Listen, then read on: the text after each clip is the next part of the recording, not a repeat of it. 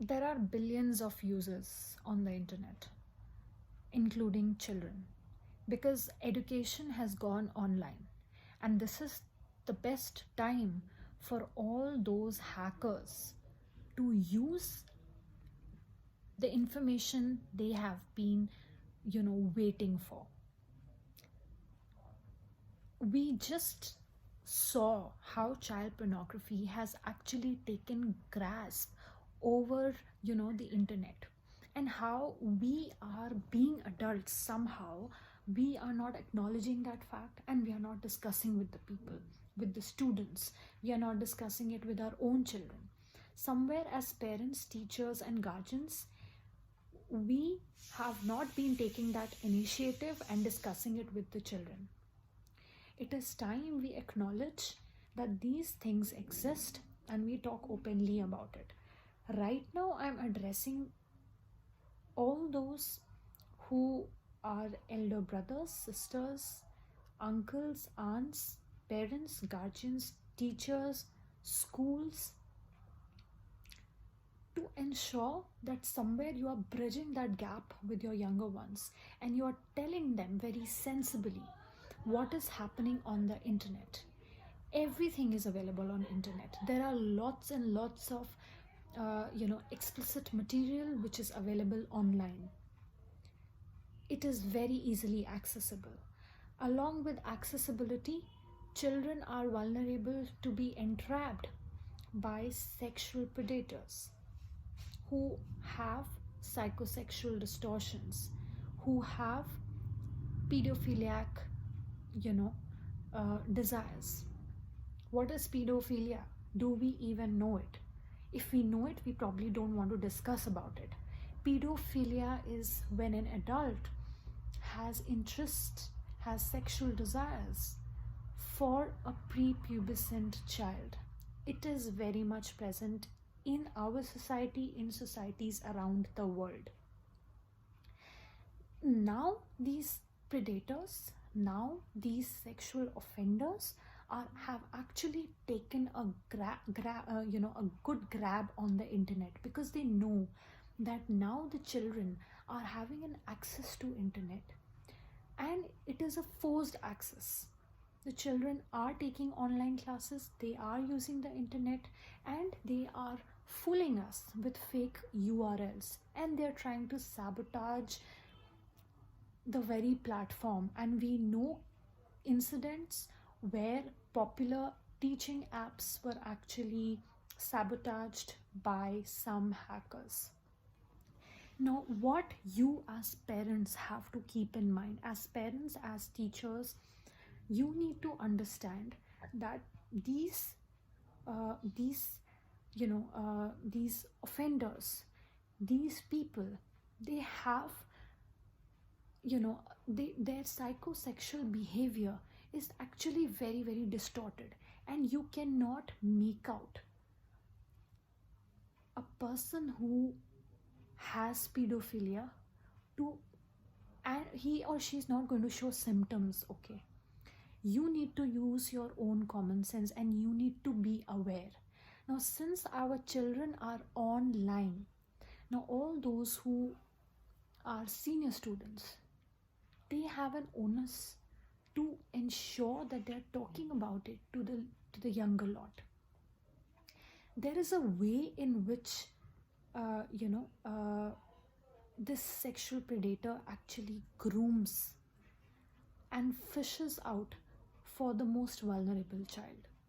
After doing a lot of reading and looking at a lot of researches, I have come to a very common conclusion, and I am talking to you as a layman, because if we talk in a very complex language, what I am trying to convey, it won't come out in a very simple way. So let's keep things simple and try to understand. How do these predators actually talk? How do they talk? Online. Okay, how do they talk online? There are three ways in which they try to fish and trap a child.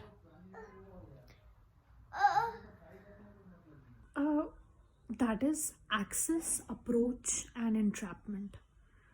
Once this pedophile gets an access to the online platform that your child is using, he or she, research shows, by the way, that pedophiles are not necessarily young adults. They are not necessarily middle-aged men. They range from above 60 to below 18 as well. So it's better you remain cautious with those who are also above 60. So access, approach, and entrapment. Once the access has been gotten, the next step is to approach the child. And there are various ways these pedophiles are online going to approach the child. The easiest way is through different chat platforms. And they will find conversations and topics that are very common to the child of that particular age. And research has found out that the common topics range from online games, online free games, access to, children trying to access free games, to trying to get access to paid apps in a free manner. So those are the ways in which this pedophile is going to approach. The research also says that pedophiles want to groom their victims. They want to groom the child they find is vulnerable. And this grooming, according to research, the latest research, it says that this grooming can last for 6 minutes to 6 to 7 months. It depends on the vulnerability of the child and the amount of time the child is spending online. So after getting access, after approaching, starts the grooming process. Grooming includes trying to gain the trust of the child. Pre-pubescent children, they work on trust basis. Once the pedophile establishes trust, the next step is to identify which area the child is vulnerable in. There are some children who are emotionally very vulnerable, and I feel that all prepubescent children are emotionally vulnerable and very, very gullible.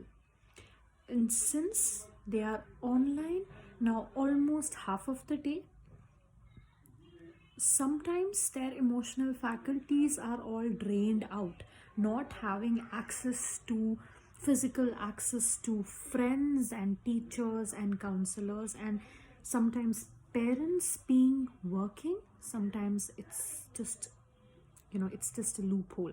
So after gaining the trust of the child, it is then when he tries to find out where is that vulnerable bit, and then this pedophile wants to manipulate that vulnerability.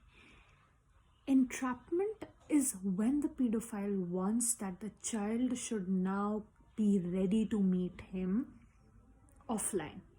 Research suggests that most of these pedophiles, they do not hide their age. According to the data which was collected by the cyber cell teams across the globe, they said that most of these pedophiles who were caught and then they were investigated and also studied by their psychosexual behavior was also studied by psychologists around the world, established psychologists around the world.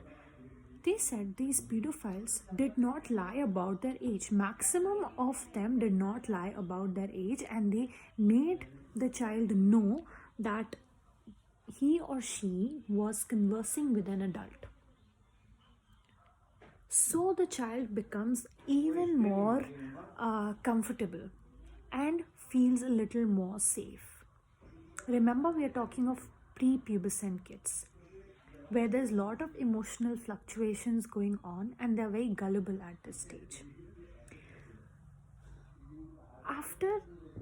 After trying to entrap the child into meeting him or her offline, then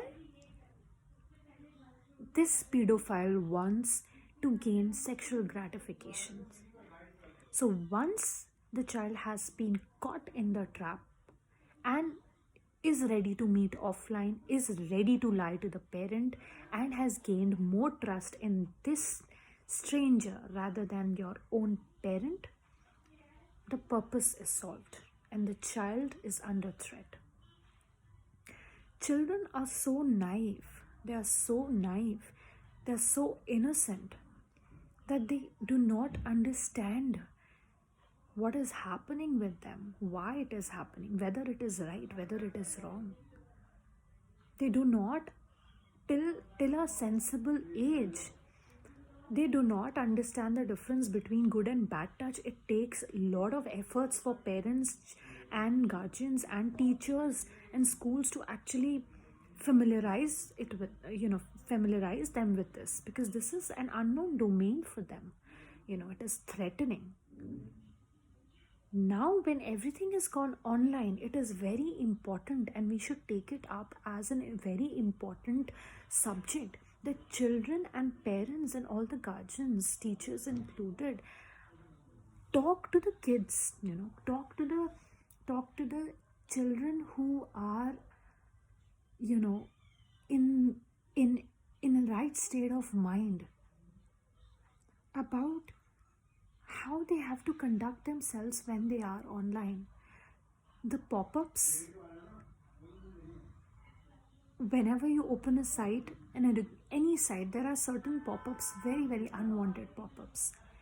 Many times, unwantedly, children get access to sites which are not at all suitable for them. And that's how, the access is granted. So, pedophiles exist in every society, and they look for vulnerabilities. It is very important that since everything has gone online, we ensure that the children are very safe online and they know exactly what they are doing on that platform and what they shouldn't be doing, and how they should be cautious of these sexual predators offline and online. The first step of letting your child know about these social malice, I would say, this is heinous. It is heinous, and the fact that it exists, it sends a shiver down my spine. And I feel the onus lies not only on the parents but also schools. The onus lies on the youth, grade 11th, grade 12th, counselors, everybody, to create this kind of awareness. I think there are some things that we are missing as in our parenting. There is something that we are missing, and that is, we shy away to talk about these things with our kids.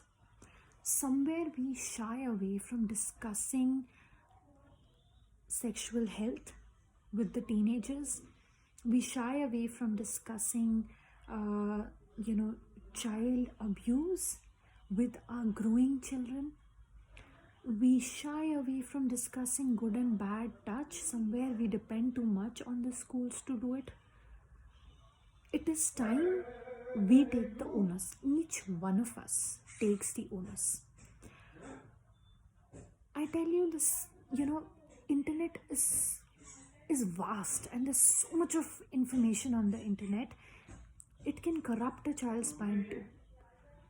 You have to develop that kind of rapport with the child. You have to be friends with the child so that that particular child is not emotionally vulnerable. You need to fill that space in your child's heart, and you need to create that kind of awareness.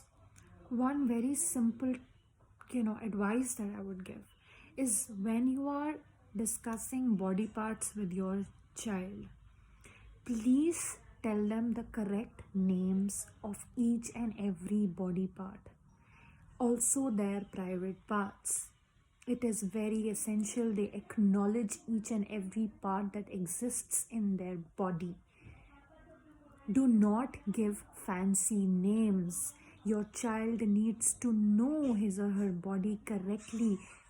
Only then he or she will be able to tell you if something went wrong when he or she was in a gathering, something he or she did not like or found it to be uncomfortable. Children are developing expressions, but it is very difficult for them to express their emotions in words. Whatever means you follow, be it fathers, mothers, guardians, teachers, schools, please take the onus and try to discuss it. The first step is to tell them the right names, okay, and tell them what is good touch and bad touch. It is time we acknowledge that somewhere we are taking a back step and we are not introducing these sensitive topics within our classroom teaching as well.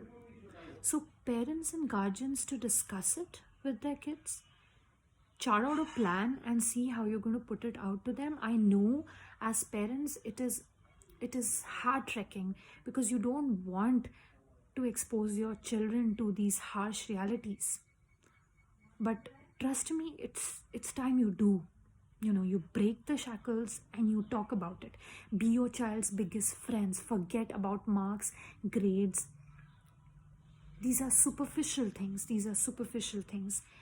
Your child first needs to know, and you need to be your child's best friend, the one who can emotionally be there for your child. Let your children be very comfortable with you. Someone asked me, as a fresher, I am going to for my first job and my first class. How should I be? I'm a fresher. I've just done my B.Ed. Can you give me some tips? My only tip will be, go beyond the books. Go beyond the books.